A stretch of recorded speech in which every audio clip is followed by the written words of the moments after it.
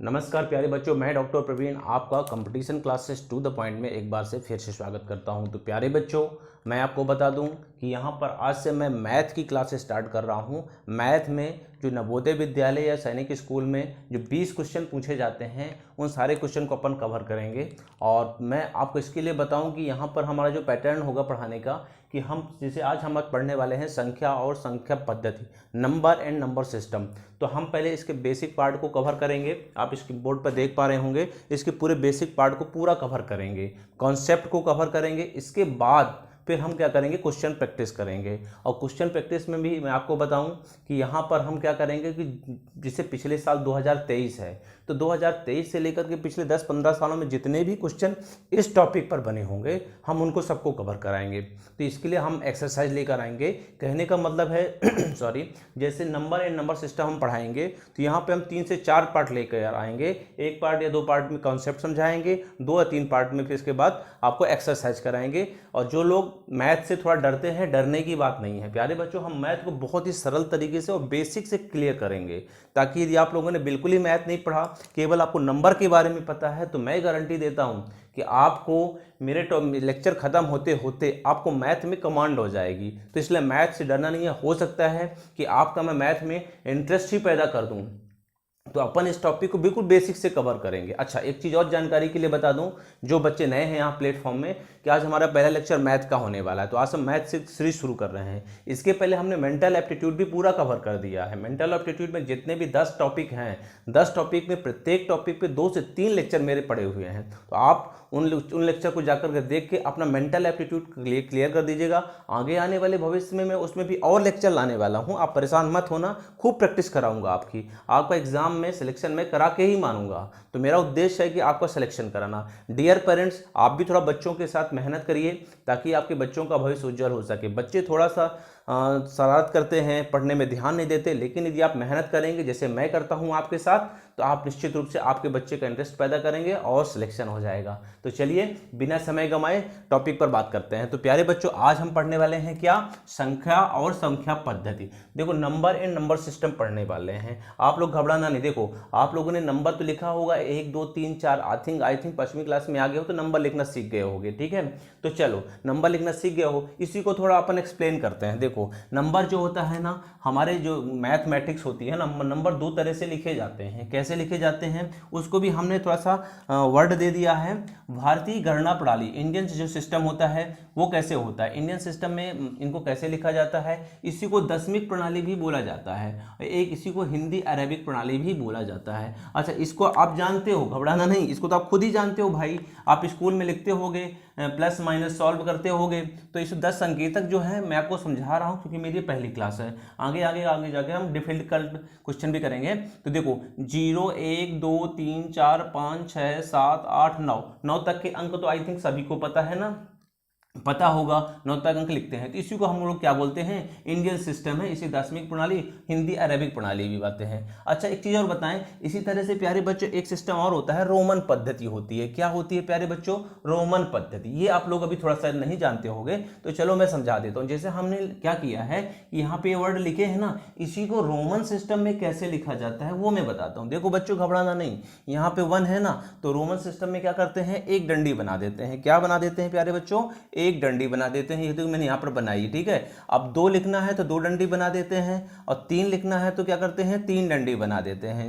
4 लिखना है तो देखो 4 डंडी नहीं बनाते, कंफ्यूजन मत पाल लेना। 4 डंडी में 4 में लिखते समय 1 एक डंडी ये बनाते हैं, प्लस ऐसा चिन्ह बना देते हैं, तो बन जाता है क्या, 4। ठीक है, रोमन सिस्टम की बात कर रहे हैं। जैसे 5 है तो 5 में ऐसे बना देते हैं, ठीक है। ये यहाँ केवल ये बना देते हैं। 6 में ये बनाते हैं, प्लस एक डंडी बना देते हैं। 7 में देखो एक V जैसी आकृति मैंने बनाई और 2 डंडी बनाई। 8 में 2, तो यहाँ 1 थी, यहाँ पे 2, यहाँ पे कितनी बना दी मैंने, 3 बना दी। तो आप इधर पैटर्न देख रहे हैं, इधर भी एक पैटर्न देख रहे हैं, ठीक है।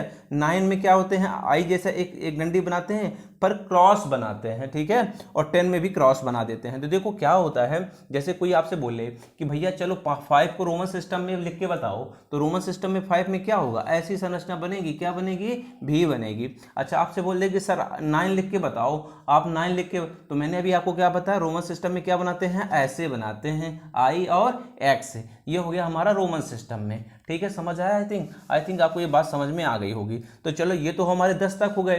यदि आपको मान लो आगे भी लिखना है तो क्या कैसे लिखना है, तो आगे तो अभी मैंने 10 का क्या बताया, 10 का आप क्या क्या बनाना होता है, एक्स बनाना होता है। तो 10 का ये एक्स हो गया, और फिर आपको 11 बनाना है। तो एक 11 के लिए एक में क्या डंडी बनाते हैं, एक में एक डंडी बनाते हैं ना। तो इस तरह से 11 में क्या हो जाएगा, ये हो जाएगा। ठीक है, अच्छा 12 में क्या हो जाएगा, देखो 12 में क्या होगा, एक्स तो बनाओगे ही क्योंकि एक्स तो 10 है, एक्स तो 10 है। और फिर 2 बनाना है, 2 और बनाना है आपको। तो 2 में क्या कितनी डंडी है, 2 डंडी। तो कितना हो जाएगा प्यारे बच्चों, 2।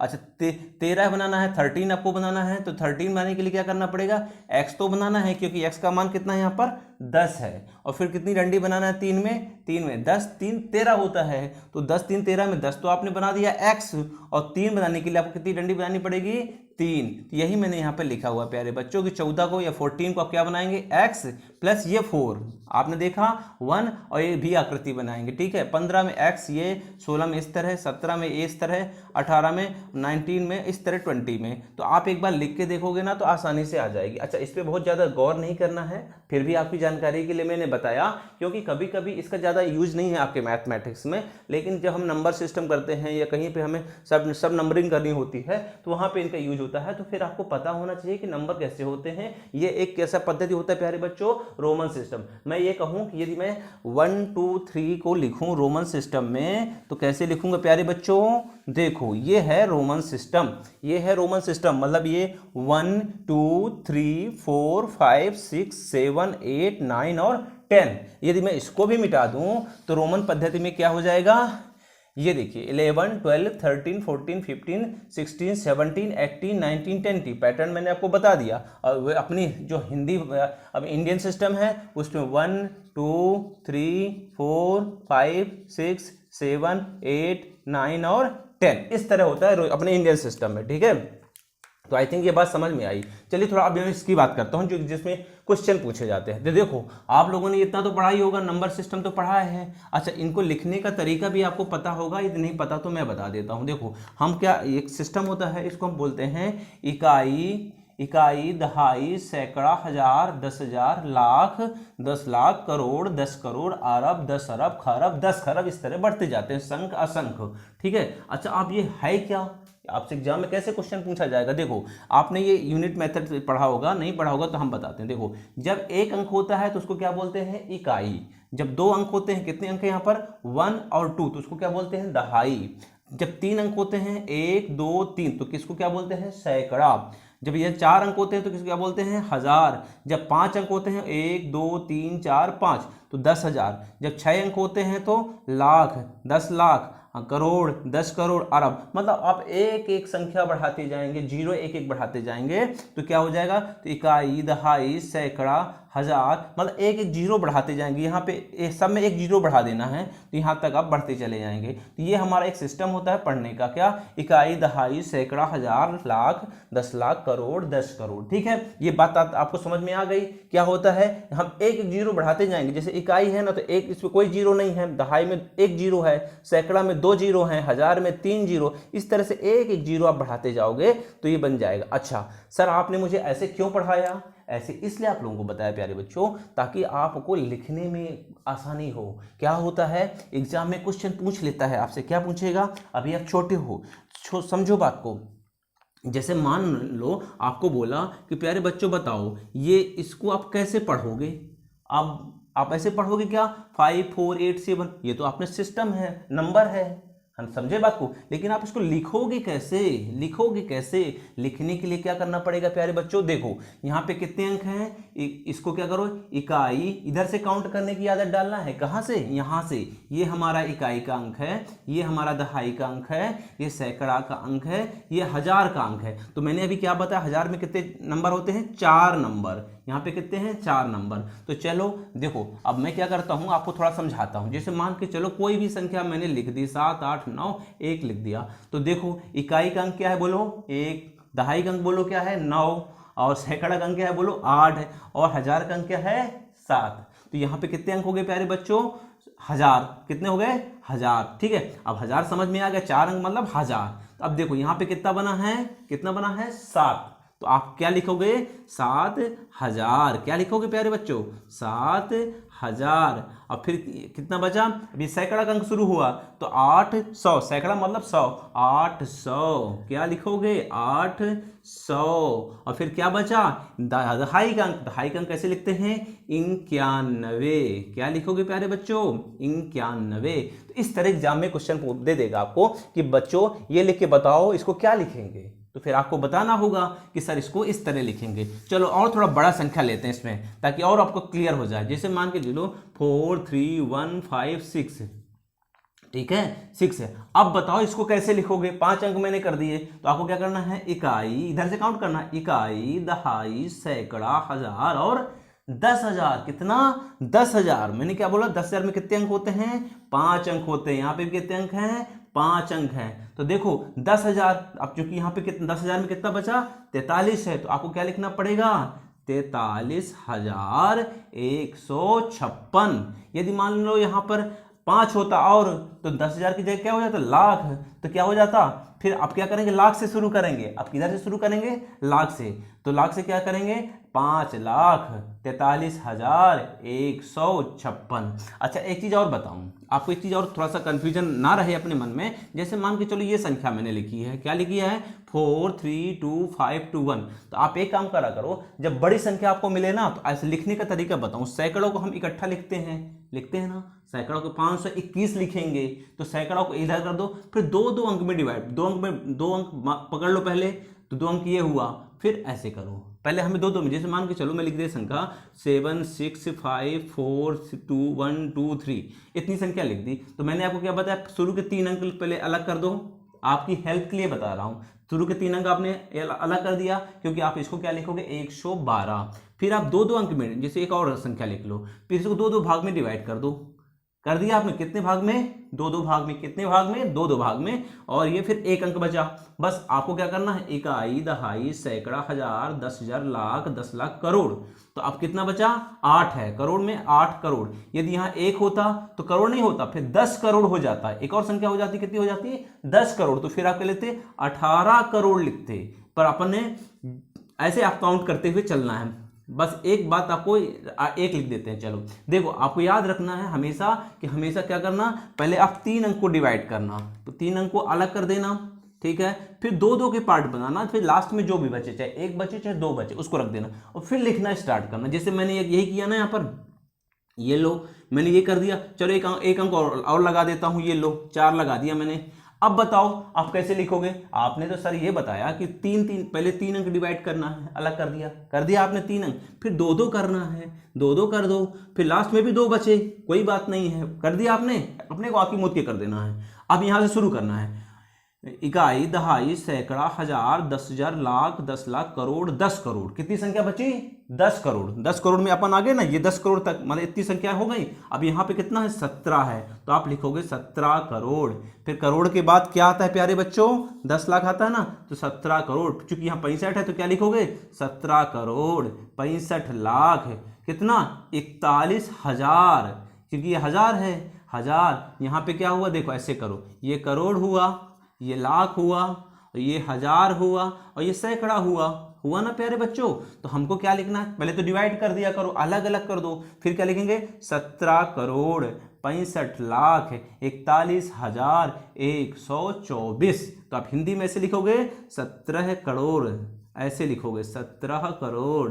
अब चूंकि मैं समय कम है इसलिए मैं ऐसे लिख के नहीं बताऊंगा, पर आपको लिखना ऐसे ही है। तो इसी तरह से आपको लिखना है। जैसे एग्जाम्पल में ये क्वेश्चन पूछा गया एग्जाम में कि आप इसको कैसे लिखोगे, तो आप कैसे लिखोगे कि देखो इकाई दहाई सैकड़ा 3 अलग किया आपने, फिर 2 अलग किया, सैकड़ा के बाद 1000 10,000 लाख, तो लिखोगे 4 लाख, इस तरह लिखोगे 4,32,000, ऐसे लिखोगे 32,500, ऐसे लिखोगे 521, क्या लिखोगे 21, इस तरह आप लिखोगे। तो ये प्यारे बच्चों लिखने का सिस्टम मैंने बताया। चलो कुछ और अच्छी चीजें बताता हूं, ये सिस्टम आप घर में प्रैक्टिस करना। और एक क्वेश्चन आपको छोड़ के जा रहा हूं, क्या क्वेश्चन छोड़ के जा रहा हूं ये आप करके बताना मेरे को।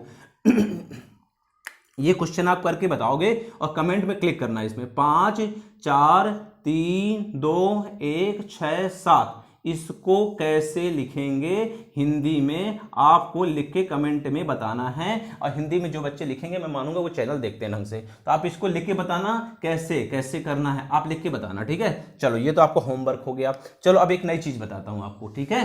चलो ये खत्म हो गया, अब अपन आते हैं नई चीज में, स्थानीय मान पढ़ाते हैं आपको। देखो बच्चों, स्थानीय मान क्या होता है? Place value. क्वेश्चन पूछा जाता है इससे, एक क्वेश्चन पक्का पूछा जाएगा, 5 क्वेश्चन इस टॉपिक से पूछे जाएंगे, तो आज क्लियर कर देंगे अपन। स्थानीय मान क्या होता है? तो स्थानीय मान का बच्चों मतलब ये होता है कि जो वैल्यू है अंक, और उसके बाद जितने अंक है उतने जीरो लगाना है। जैसे ये मान लो पूछा कि 5 का स्थानीय मान क्या है, तो 5 का स्थानीय मान क्या हुआ?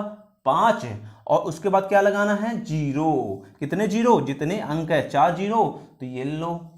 तो 5 का यहाँ पे 4 जीरो लगाना पड़ेगा, तो 5 का स्थानीय मान क्या हो जाएगा? ये हो जाएगा। आपसे पूछा सर 3 का स्थानीय मान बताओ, तो मैंने क्या बताया?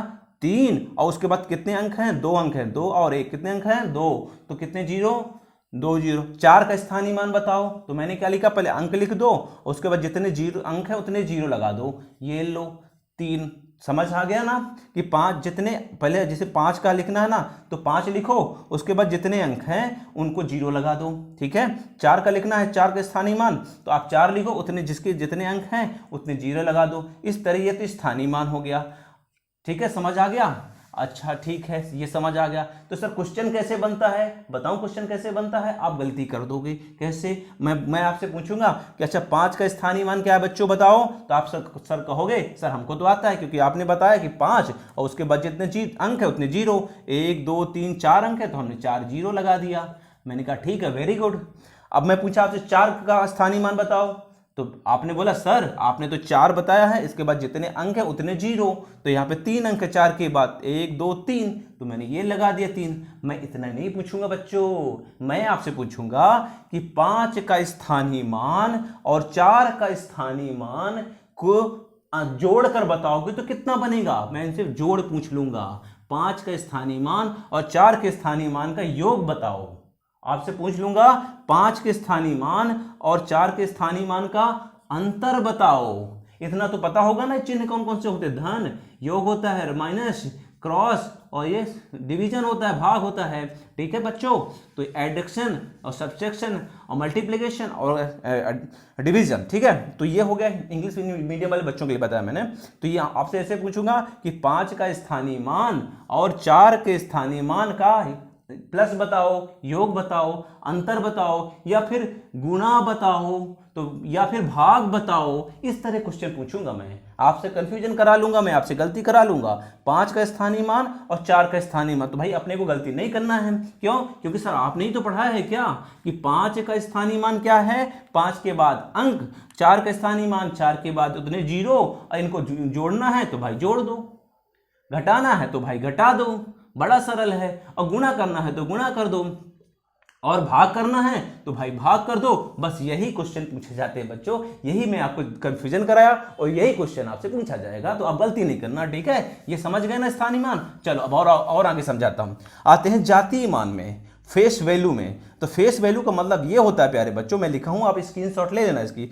उस अंक का अपना मान, चाहे वो किसी स्थान पर हो। जैसे मान के चलो ये लिखा है मैंने, क्या लिखा है? 5 4 3 2 1। तो मैं आपसे पूछूंगा कि भैया इसकी बताओ फेस वैल्यू क्या है? क्या फेस वैल्यू क्या है? इसका जातीय मान। तो भाई जातीय मान का मतलब ये होता है कि 5 है ना, तो जो 5 है वही इसका जातीय मान कहलाएगा। जैसे मतलब जो अंक लिखा है वही उसका क्या कहलाएगा? Face value. जैसे मैं इस संख्या में बोलूं कि भैया 2 का फेस वैल्यू क्या है, तो आप बताओगे सर 2 का फेस वैल्यू 2 ही है। 4 का जातीय मान क्या है? आप बताओगे सर 4 का जातीय मान 4 ही है।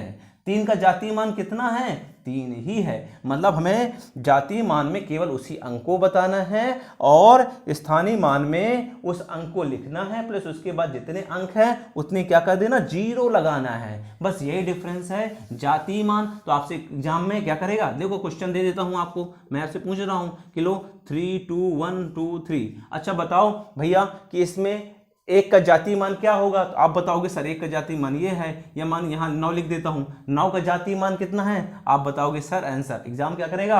9 का जातीय मान बोलेगा 9 का जातीय मान बताओ बच्चों क्या है, तो लिख देगा आंसर।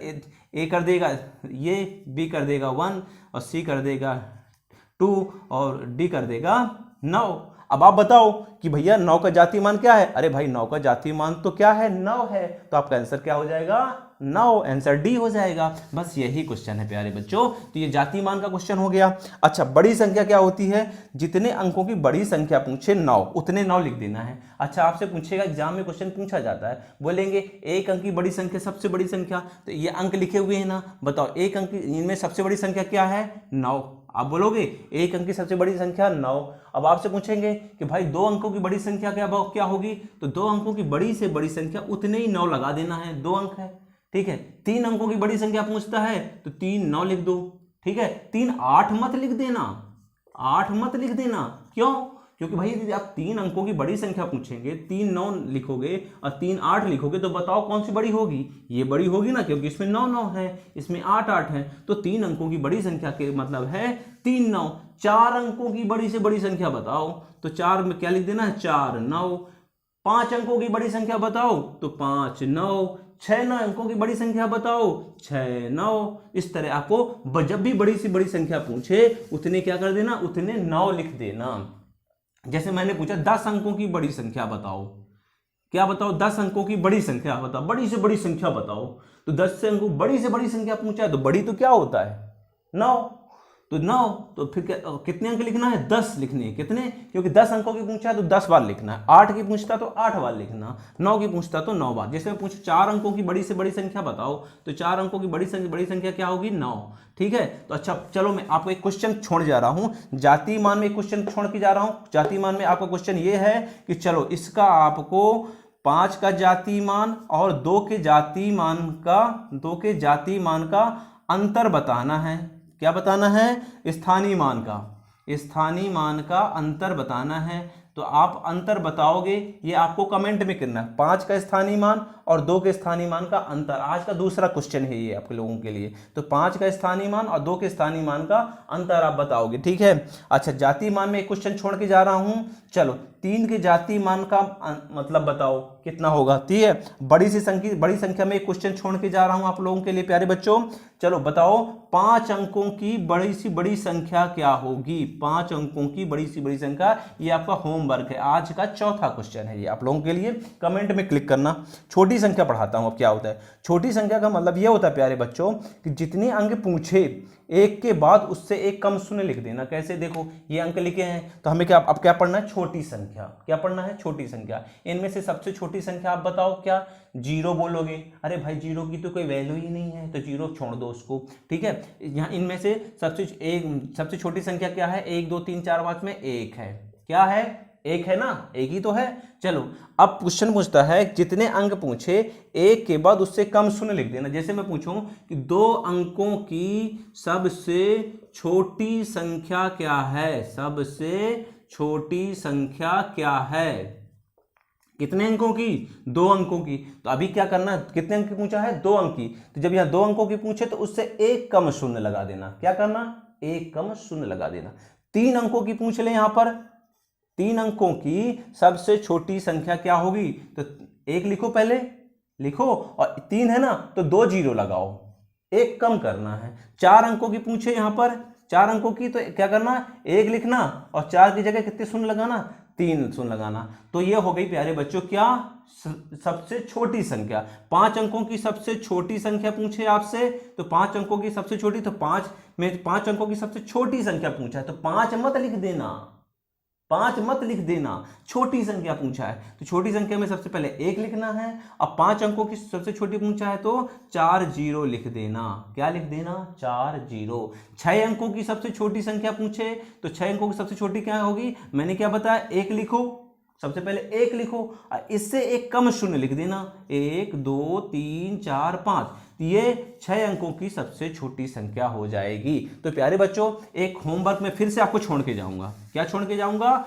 होमवर्क छोड़ के जाऊंगा कि भैया बताओ 4 अंकों की सबसे छोटी संख्या क्या है? क्या है? 4 अंकों की सबसे छोटी संख्या आपको बताना है। मैं बता चुका हूँ, अभी भी बताया हूँ, तो आप, मैं बताऊंगा नहीं, आंसर आपको क्वेश्चन में कमेंट में लिखना है। 4 अंकों की सबसे छोटी संख्या। तो प्यारे बच्चों, आज के लिए मैथ में बस इतना ही। मैथ की जादुई बातें अपन यहाँ बातें करते हैं, बहुत ही आसान शब्दों में समझाते हैं। आप भी मेहनत करोगे तो निश्चित रूप से सफलता मिलेगी आपको। तो आज के लिए बस इतना ही। इसका मैं सेकेंड पार्ट अभी कॉन्सेप्चुअल वाला ही लाऊंगा, क्योंकि ये पूरा खत्म नहीं हुआ है। संख्या पद्धति में एक और पार्ट आएगा जो कॉन्सेप्ट बोर्ड में ही पढ़ाएंगे, इसके बाद हम प्रैक्टिस कराएंगे। तो चलिए, पढ़ते रहिए, मस्त रहिए, स्वस्थ रहिए।